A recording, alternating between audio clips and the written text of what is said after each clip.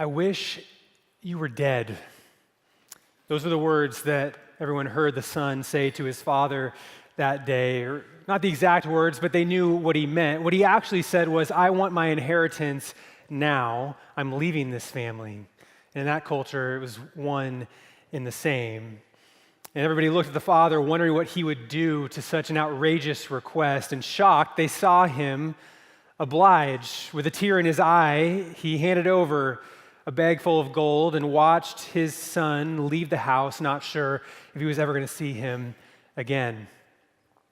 And like so many young people with money, the son went and squandered it all. He spent it on foolish things, prostitutes and gambling and food and drink. And eventually he ended up penniless and in a foreign land without any relatives or friends, without knowing his way even around. He was forced to take a minimum wage job just as a servant on someone else's land, taking care of someone else's animals. And this was his rock bottom moment. He realized that he was envious even of the animals that he was taking care of because they at least had enough to eat. And sitting in the dirt, surrounded by pigs, this young man finally realized, I have made a terrible mistake. You probably recognize that story. It's one of Jesus' most famous. It's the parable of the prodigal son.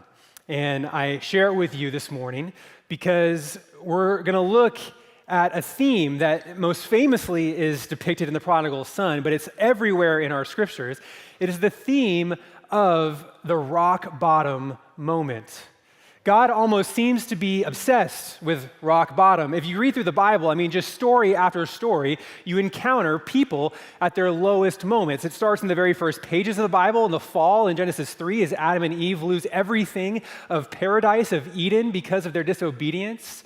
But there's just story after story. You have Joseph being thrown into the pit by his brothers and sold into slavery. You have Israel being conquered by Babylon and hauled into exile. In the New Testament, you have the apostle Peter who denies Jesus 3 times. Just over and over and over again, God will put these stories of rock bottom in front of us. And there's a reason he does that. The reason is because he knows that you will find yourself in some rock bottom moments, that I will find myself in some rock bottom moments, and he doesn't want those to be wasted. And so time and time again, he brings our attention to this reality that he's there in those moments and that he has a purpose.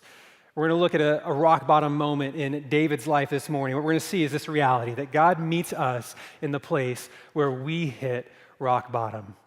Maybe you're there right now. Maybe it's been a while and you don't even like to think about it much, but you certainly can remember some times in your life when you've made quite a mess. Would you open your eyes this morning to this reality that God loves to work in those moments? And we're going to see that in David's life this morning. We're in 1 Samuel chapter 27. We're looking at the life of David, the most famous king in Israel's history, but we're not there yet. He's not the king yet. God has promised him that he would become king one day, but that promise seems a long ways off at this point. David, as a young man, became very famous. He became beloved in all of Israel. He killed the giant Goliath, and he became a high-ranking official in King Saul's court. But those days are long in the rearview mirror. It's been almost a decade at this point where David has been on the run for his life. King Saul has had this kind of emotional, mental, spiritual breakdown. He's paranoid. He thinks that David is trying to kill him, even though that's not true at all. And so King Saul has made it his personal mission in life to kill David. And David has been on the run with about 600 men who are loyal to him. And at this point in our story, we're going to find David's rock bottom moments. And you have to have some sympathy for David because he's been out in the wilderness for so long. At this point, he's become discouraged. He no doubt is starting to wonder, is God really going to do what God said he's going to do? Because I don't see any sign of that happening. And that's the mindset that we encounter David in chapter 27 of verse 1. It starts this way. David said to himself, "One of these days I'll be swept away by Saul. There is nothing better for me than to escape immediately to the land of the Philistines. Can you see this mindset of discouragement in David? There's a couple key things just in verse 1 of our story this morning that I want you to notice. One is who David is talking to. We're told here that David said to himself. Now, that's not a problem. We all talk to ourselves, but it stands out in this story because David, he is a man who loves to talk about God. He writes all the, not all the Psalms, but he writes many of the Psalms in our Bible. He writes songs about God. He prays to God. He talks to God. He talks about God. Right now, he's talking to himself. And this is notable because for the next several chapters, David isn't going to talk about God at all. He's not going to mention God's name. He's not going to pray. When you read through the Psalms, there are no Psalms of David written in this moment of his life. This is a moment where he decides to take things into his own hands. And so he's making a plan with himself. He's inside of his own head, and the inside of his own head is becoming quite a dark place. What does he say? He says, I'm going to be swept away by Saul. There is nothing better for me than to escape immediately to the land of the Philistines. I have no hope. God's called him to stay in Judah at this point, sent a prophet and said that. And David's saying, there's just no point in obeying anymore. If I stay here, surely I'm going to die. He's almost admitting, I know it's not a good idea to go to the land of the Philistines, but I have nothing better than to make this bad decision. And make no mistake, it was a bad decision to go to the land of the Philistines. The Philistines are God's enemy, the enemy of God's people. David became famous by going to war against the Philistines and killing Philistine warriors. And now he's decided his best hope is to go to them and become partners with them. David's showing us something about rock bottom moments in our life, and it's this. It's that rock bottom usually comes after bad luck and bad choices. Now, you may be sitting here getting ready to write me an email because you're saying, look, there's no such thing as bad luck. There's no luck. God is in control of all things. Amen, he is. Nothing happens in life that God does not allow to happen. But I think you know what I mean, right? There are going to be times in life that you go through really low points, that really bad things happen, and it's going to feel like bad luck. In particular, you're going to recognize that none of this is happening because of what you did. Everything was completely outside of your control. I'm sure that you know what I mean, right? You work hard at your job, and you're good at it, and you're honest, and you do the right thing. But your company goes out of business, and so you're out of work anyways. Or you eat healthy and you've never smoked a cigarette in your life, but you get that cancer diagnosis anyways. You're betrayed by a friend or a family member, even though you did nothing to them to deserve it. You lose a loved one, a parent, a child, a friend. Right? There are going to be some low moments in life that are not the result of your choices. It's going to feel like bad luck. But also, there are going to be some low moments in life that, if you're honest, you did actually bring on yourself. There's bad choices that get us to rock bottom as well. Your marriage ends because you were unfaithful. Your kids cut you out of their lives because of the way that you didn't show up as a parent. You get that really troubling diagnosis, but the reason is actually because of how you treated the one body that God gave you. You find yourself lonely and depressed, and the reason is because you've pushed away everybody who loves you. We're plenty capable of making our own messes in life as well, but true rock bottom, the lowest moments that we find ourselves in, will often be when both of these things have happened at the same time. When things outside of our control have brought us to our knees, have discouraged us, has made us angry at God even, where it's not our fault that we find ourselves in this tough moment, and then in response to that, we do some really dumb things that make that even worse. Have you ever found yourself there? That's exactly where David finds himself in this story. It's not his fault that he's on the run. It's not his fault that Saul has turned against him at all. But it is his fault that he chose to go and make friends with the enemies of God, the Philistines. And that's exactly what he does. And it's about to make a huge, huge mess. We're told, so David set out with his 600 men and went over to Achish, son of Moach, the king of Gath. As a Philistine king, completely opposed to God and God's people. The Philistines have been trying to wipe out the Israelites for generations. If you've been with us in this series, this is the second time we've met King Achish. The first time, David went and tried to hide and pretend that he was just like a wandering stranger, and that didn't work out at all. This time, David's not hiding anything. He shows up to this Philistine king as David, as the famous warrior of Israel with his 600 men, and he says to Achish, let's make a deal here, okay? I will serve you. Even though you're a Philistine and I'm the famous warrior of Israel, I will serve you if you protect me from Saul. You let me live here and you don't do anything bad to me, I will be your friend. David's making a literal deal with the devil here. And Achish accepts. He's kind of pumped about it.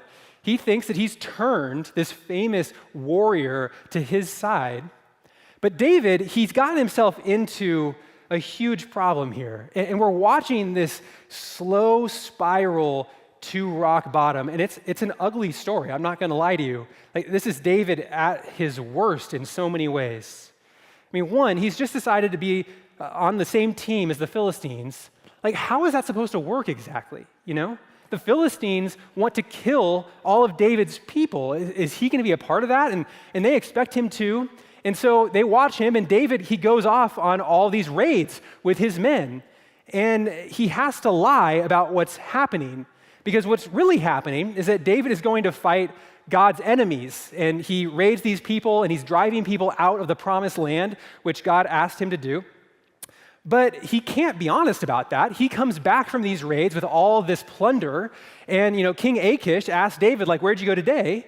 And David has to create this elaborate lie where he says that actually where he was raiding villages in Israel. He tells King Achish that he has turned against his own people, and he's killing Israelites, and he's taking all of their stuff, and he seems to have the loot to prove it. And so King Achish, just becomes more committed to David because he thinks David is so ruthless that he's killing his own people now. But in reality, David is living an absolute lie. And this goes on for over a year, okay? And like I said, things just spiral. They get worse. When we sin, when we make bad decisions, often we have to keep on making bad decisions to keep it from getting worse. At least that's what we think in our mind. And in this case, David has a real issue because what if someone from these villages he's going to raid comes back and tells King Achish the truth? Right? He can't have that. And so in this moment, to protect himself and to protect his lie, David and his men, for over a year, they change the way they operate. And when they go into an enemy village, they kill everyone, every man, every woman. They leave no survivors because they cannot risk any word getting back about what they're really doing. You're not supposed to feel good about that. That's ugly. God didn't ask him to do that. That's not the honorable way to wage war. But David is desperate at this point.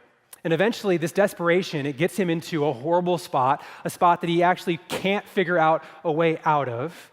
After he's been doing this for a year, King Achish comes to him with some really troubling news. This is what happens. At that time, the Philistines gathered their military units into one army to fight against Israel. So Achish said to David, "You know, of course, that you and your men must march out in the army with me." Okay, this is not the news that David wanted to hear. The Philistines, King Achish, along with the kings of 4 other Philistine garrisons, they come together to create one army, and they're going to wage war against Israel. And Achish says, David, you're my new ally. You're kind of like my shiny new tool in battle. You're going to stand right by me. And what does David say back? Well, what can he say? David replied to Achish, "Good. You will find out what your servant can do." So Achish said to David, "Very well, I will appoint you as my permanent bodyguard." Do you know this story about David? We don't really tell this one very often. This is the story of David becoming the personal bodyguard to the king of the Philistines. And what happens here is his lie has gotten him to a point where he can't say anything else. What is he supposed to say? I would never kill those people. They're my people. He can't say that. He's already been lying for over a year that he's been doing this already. And so he's caught in this impossible spot, and he agrees to go partner with King Achish to fight against Israel. And we don't know whether he was really going to go through with it or not, but we have no reason really to think that he wouldn't. The author, he kind of puts this horrible, ironic reality in front of us. That word bodyguard, that David became his permanent bodyguard, in Hebrew, the literal word for bodyguard there is keeper of my head. And there's this really ironic picture, right, of like David at his highest moment, in his best day, when he's killing the giant Goliath, the warrior of the Philistines, and cutting off his head. We're now so far down from that place that David has taken on the job of personally protecting the head of the Philistine king. Like he's unrecognizable at this point, certainly unrecognizable to himself. And I wonder if you've ever found yourself in a moment like that, when your behavior and what you've done and what you've hidden and what you've lied about has made you feel like you're unrecognizable even to yourself. You follow Jesus long enough, you'll have a moment or two like that. And we're going to see what God does with us in those moments. You know, that question, David, how did you get here? Well, I'll tell you, at least in part, how he got there. He pushed God away. See, this is this reality of what it looks like when we're on our way to rock bottom. On our way to rock bottom, often we push God away. We have some guilt. We have some shame about some things we've done. We feel bad inviting God into our life. We don't really want to hear from him. We feel like he's going to bring condemnation. And so we just try to do things on our own, in our own strength. We make our own decisions. We try to fix our own problems. We stop opening ourselves up to God. And that's exactly what David has done here. He agrees to go to war with the Philistine king. And then you turn the page to chapter 28, and there's this intermission. It's this crazy story with Saul and a spiritual medium, and Samuel makes a guest appearance from the grave, and it's a whole thing. We're going to talk about it next week. It's a great story. Come back for it. But we're just going to skip the intermission for now. You get to chapter 29, and they're at the front lines. They're gathering together to go fight Israel. King Achish and David's men and all these other Philistine troops. And David gets absolutely spared through nothing good that he's done on his own. God just intervenes. What happens is all the other Philistine kings and the other Philistine warriors, they see David and his troops, and they turn to Achish, and they're like, are you insane? Like, we're not going to war against Israel with Israel's most famous warrior and all of his men. They'll turn on us immediately. They will literally stab us in the back. There's no way that we're doing this. And Achish, he tries to stand up for David. He's like, no, he hates Israel now. Like, he's with us. But the guy, they won't believe him at all. And so Achish, kind of embarrassed, hat in hand, has to go back to David, apologetically, really, and say, like, dude, I know you're great, and you love me, and I love you, but, like, I can't convince these other guys, and so you got to take your ball and go home. But here is what he literally says. This is what Achish says to David when he's apologizing that he's not going to be allowed to fight Israel. So Achish summoned David and told him, as the Lord lives, you are an honorable man. This is one of the most bizarre, upside-down sentences you will ever read in the Bible. I just want to make sure we understand who's talking to who here. This is King Achish, the king of the Philistines, who hate God and hate God's people, presumably, saying to David, the most famous king that Israel will ever have, Achish speaking, as Yahweh lives, as the God of Israel lives, you're like, what? You are an honorable man.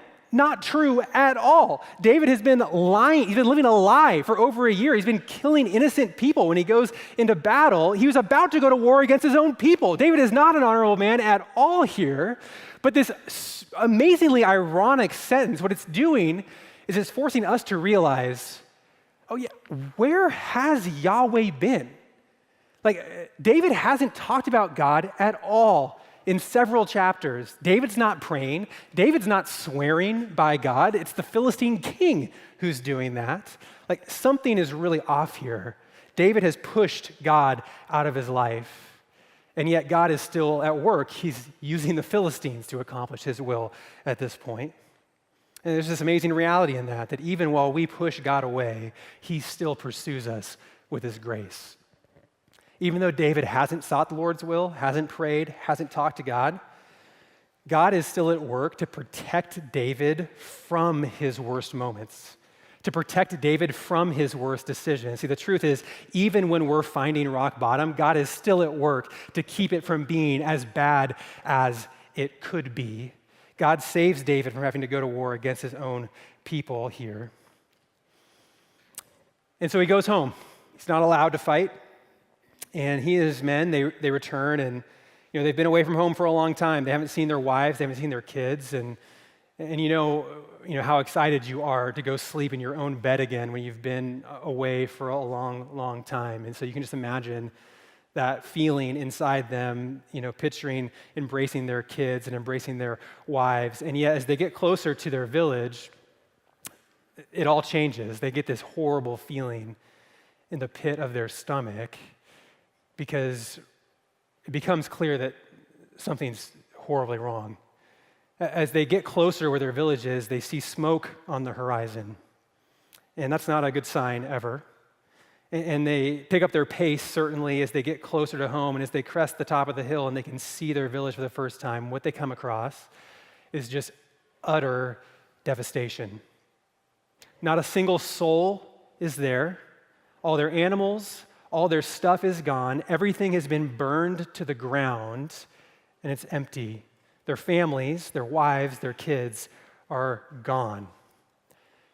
See, while they were gathering with the Philistine army to go to war against Israel, their village was left defenseless, and the Amalekites came and kidnapped their families, took everything they had, and burned their village to the ground.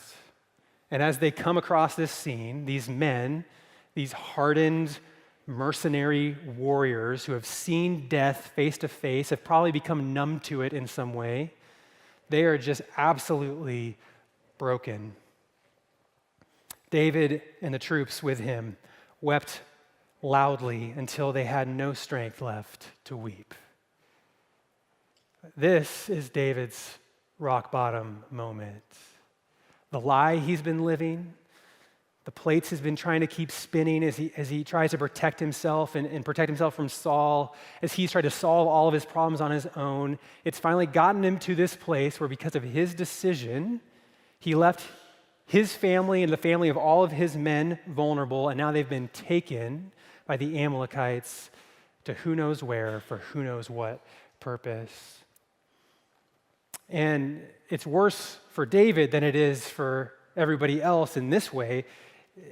Everybody blames David for this. This is what it says in the next verse. David was in an extremely difficult position because the troops talked about stoning him, for they were all very bitter over the loss of their sons and daughters. It's probably the understatement of the chapter here. This is the snapping point.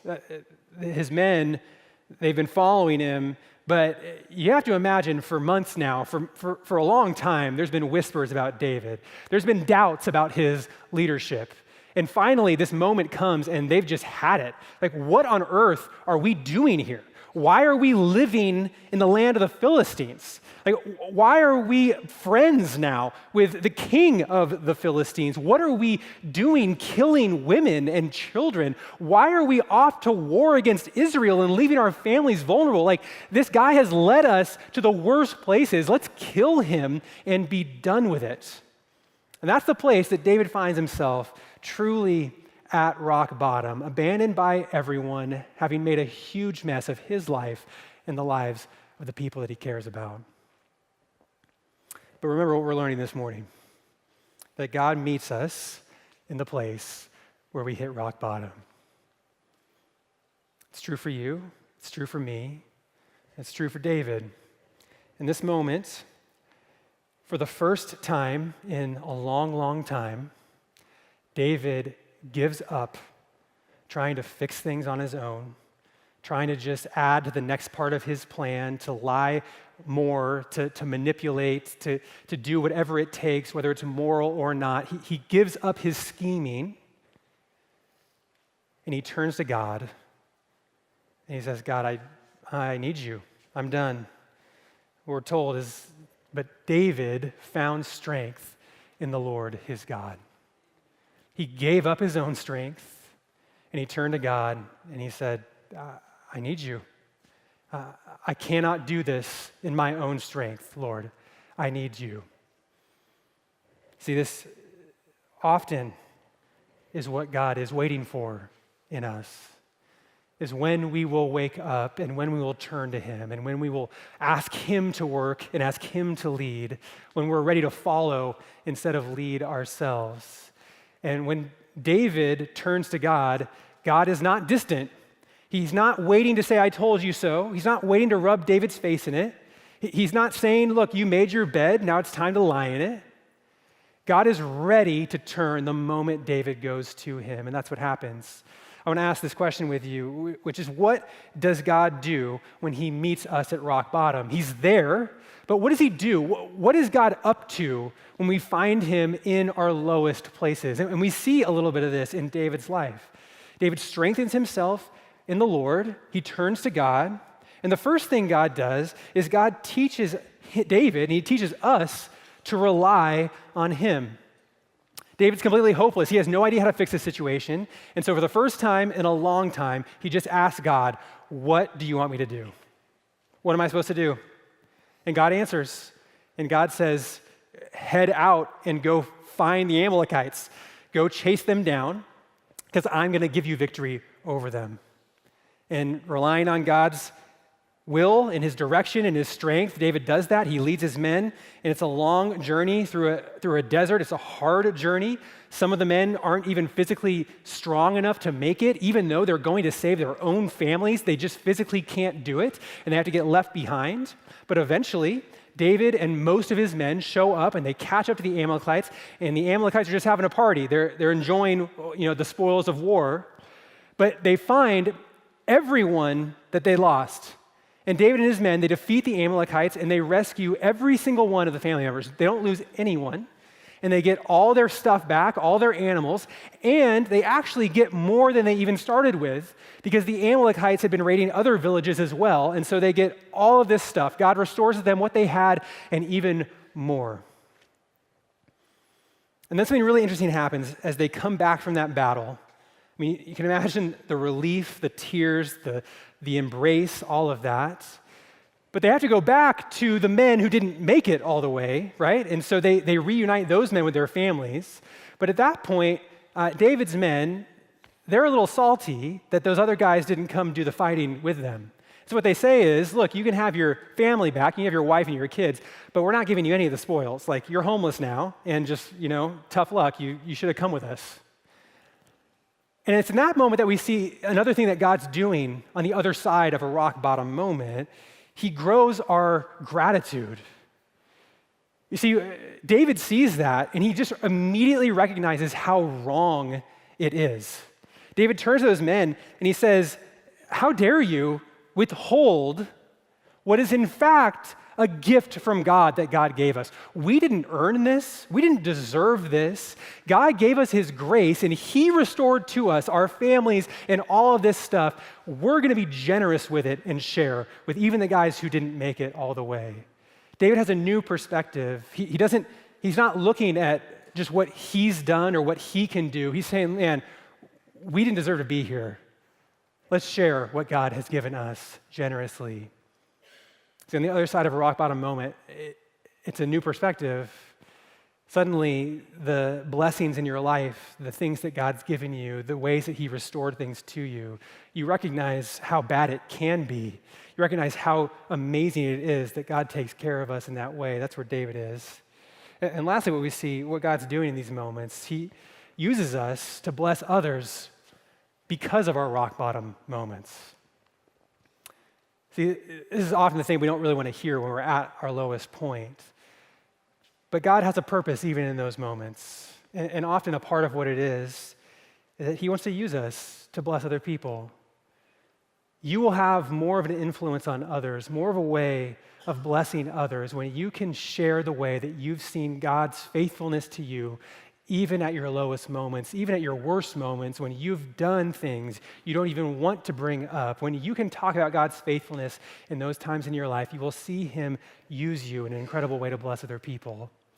And that's how David ends this story. He starts to think not just of himself and not just of his men, but of his people. He starts to think like a king for the first time. And so he takes all the stuff that they gained from the Amalekites and he actually sends it as gifts to all these villages throughout Israel.